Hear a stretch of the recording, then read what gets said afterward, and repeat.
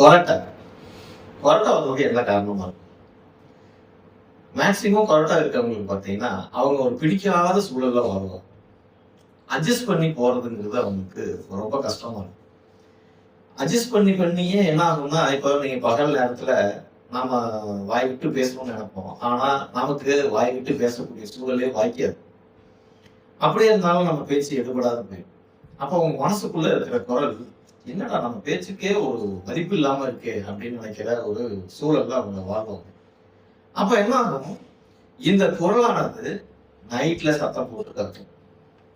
பகல்ல என்னால பேச முடியல, பகல்ல நான் அமைதியா என்ன இருக்க வச்சிட்டேன்ல, நான் நைட்ல கத்துறேன் அப்படின்னு சொல்லி அந்த குரல் நைட்ல கத்தும்.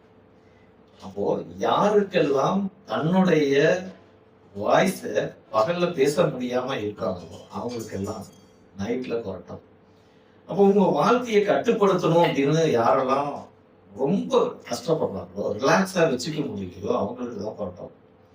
அப்போ நம்ம கட்டுப்படுத்த முடியாத விஷயங்களை கட்டுப்படுத்துறதுக்கு முயற்சி பண்ணாம ரிலாக்ஸா வாழ்க்கையை அதன் போக்குல வாழ்ந்தாலே கொரட்டையை நம்ம தவிர்த்தோம்.